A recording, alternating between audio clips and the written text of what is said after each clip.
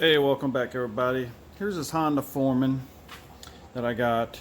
There for a second I thought it was the oil chain, but it's not. Oh, check that out. It's good. So this thing, when you put it in gear, it won't move. These don't move at all. And that's not good. It seems like the transmission's locked up. It don't move nowhere in gear. This is the Rubicon. So you know this is the automatic transmission. So what I'm doing now, I'm just taking everything off. I'm going to pull this whole motor off because I can't get to that back there. I'm just going to pull it off, take this off over here, and see if I can figure out what's going on with the transmission. Locked up is not right. Something's wrong there. It shouldn't be doing that. So it could be some gears locked in here.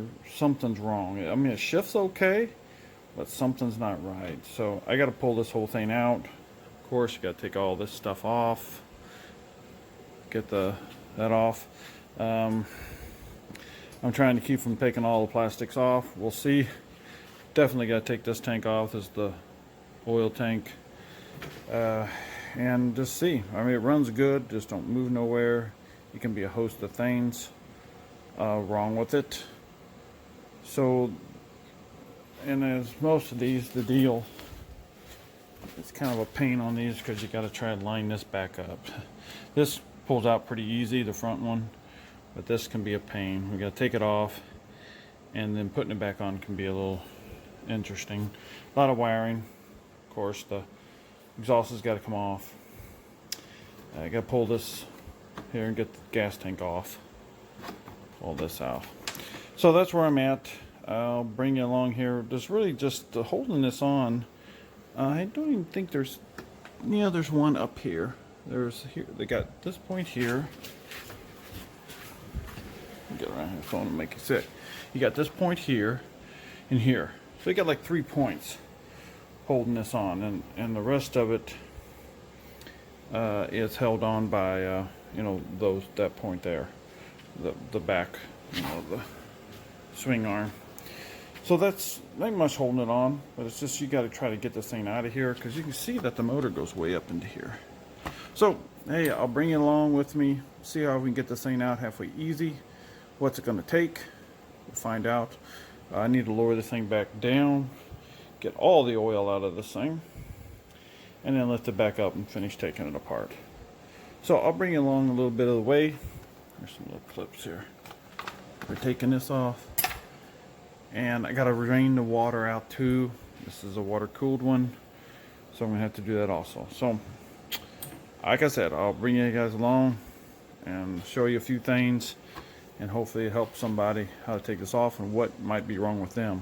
So what I do is I put it in gear. These are just locked, won't move, and there's supposed to be some kind of resistance and nothing. So something's definitely messed up inside the transmission. So we're gonna go from there. And we'll see what we can find out. Alright, well, I got her down to this. I got this taken off for the starter. Got this detached here with these wires going across there. I got a ground wire I'm going to have to take off right there. If you see it right there, it's a ground wire. That's going to have to come off. I took the front canister off. Whoops, sorry about that. Because that's going to, see that there's a oil reservoir, as you can see there, because that's going to give me a lot more room to maneuver this motor around. So you see how high this motor comes up from the frame. So you can see, and here's the other frame. So it's going to be interesting to try to get this motor up and then move it. You're going to have to go up and move it around. So right now I'm going to try to pull this. Generally you can pull this. I got this peeled away. Generally you should be able to pull this and pull it out. There should be enough spring in there, I'm thinking. So I got to figure out if there's enough or not, or if I got to take this front drive shaft loose and move it up that way, you know, to relieve pressure here so I can pull this off. So it pulls out a little bit, but that's it. So I'll have to check on that a little more and see what I'm going to have to do. I took one of these off. It was a Honda Foreman. It wasn't a Rubicon. It was just a Honda Foreman 500. And I had one of these off before, but I can't remember what it was on that one. Most of the other ones, on other bikes, you can. So, like I said, I got these points here, this here to take off here. You got a point here, let me show you. And then this point, and there's another one on the other side like this. But also, you need to pull this off here. Let me pull out here. I can't even get to it. To unscrew that, because there's the knuckle in here. Pull it out there pretty far. I need all the room you can get. There's pull out of the way. There's a knuckle in here you got to get to separate, and then you got to push it that way. So first of all, you got to have that out of the way so you can push the whole motor this way. Once you get the exhaust, I got the exhaust 2 bolts up here. I might have to separate it here. These 2 bolts. Which, that being said, I probably need to spray that with some lubricant. There it is.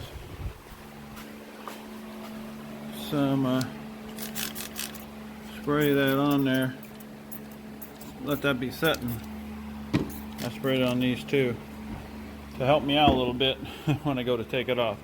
So here on top, we got to get this piece of plastic off, which is plastic grommet there, and a plastic grommet over here. But I got this. This is where you're on this. This is the thermostat. So I got to pop that off. Pull that off. Get that out of the way. And I'm going to try to pull this off. Get this out of the way. Pull the carburetor off. I'm going to try to set the carburetor off without disconnecting it completely, just to get out of the way, make things easier going back. There is some wires hooking to it, so I got to find out where that goes and disassemble those.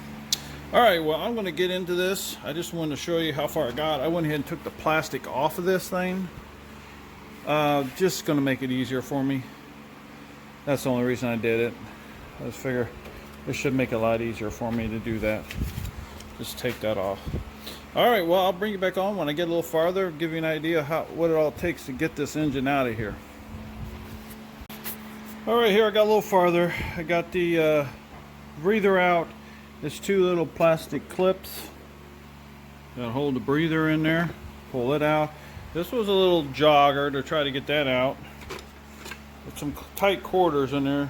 Kind of got a little bent up, but it'll work back. This is going to be fun getting it back because it's such a tight quarters in here. Pull this off. This is just sitting there. It's set onto here with some clips. Now I pulled these 2 bolts out, which I can't put those back on yet, but I'm going to put them back on there.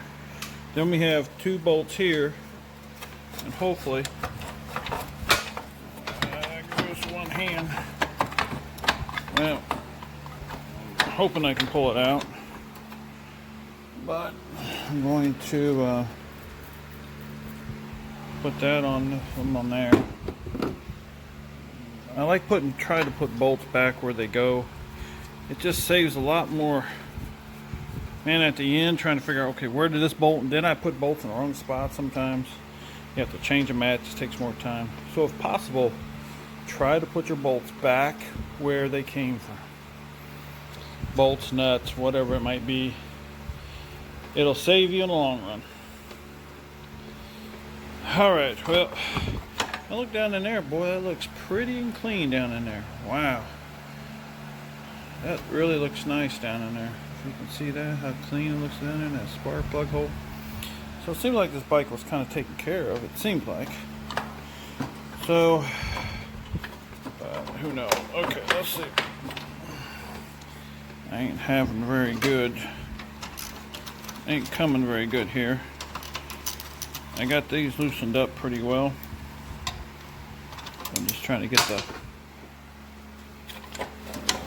exhaust out. Well, it'll pull out eventually. So we got this wire here that sticks right here, plugs in right there, like I showed you that ground wire before. We have this wire here. This stays with the bike, so I got to go up there and find out it's one of these up here. Unplug that, because this is for the stator and the pulse generator. And then we have this one here, which goes right to there. I like to try to, I can probably just pull that one out and leave it here with this, because that's going to have to come off anyway when I pull all this off here to see what's going on in there.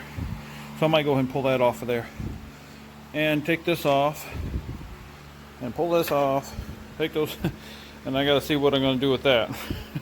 All right, so I got a few more things, but I'll bring you back on to show you some more progress. Well, welcome back, everybody. Sorry I didn't see it, but I got, this is that Honda Rubicon 2001. I got the Honda-matic freed, moving. It was locked up. Well, I thought, hey, maybe it's a chance of it working. No, didn't. So this needs to be replaced with a Honda-matic. Yeah, I gotta take it all back out and do it. But you know, I just wanted to see if it would work. It is a lot more work, but you never know. So sometimes you run the risk, a little more work, to see if it would take care of it. So I have one on hand coming, a used one to put in this bike. So I'll be pulling this back out, tearing it all apart. I got to split the case in half to put a new Honda-matic transmission into this Honda Foreman. So I'm going to show you. I can't see really anything on there on how to take it off and put a new one on. So I'm going to have a video of that. I might show some of taking it apart. I know how in this video here that you just watched has some of that on it. I might show some more of that. But this time we're going to replace the Honda-matic, put it all back together. You know, I gotta take it completely apart, split the case, and put the Honda-matic in it. This will be my first one I put a new Honda-matic in.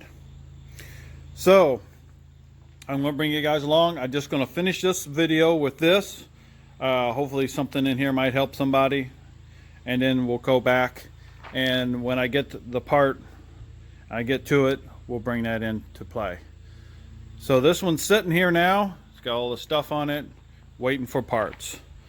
So hey everybody, thanks for watching. Push the bell, get notification. First of all, subscribe and come along with me. We're gonna do different things, and I'm gonna try to keep these videos coming, different ones that I have coming up. So right now in the shop, which I've shown this before, it's on the brute force, pulling that back head off again to put a different cylinder on, and hopefully that'll fix the smoking problem on that brute force. It's 2005 brute force 750. So I might show some of that. We'll see. I'll see how it goes. But it's been messed with so much. I hope this fixes it so I can move it on. But hey, like I said, thanks everybody for watching, and push the notification. We'll get some different videos when they come up. And everybody, take care. We will see this one again, and hopefully we'll get it moving like it should be doing on the Honda-matic transmission. Take care, everybody.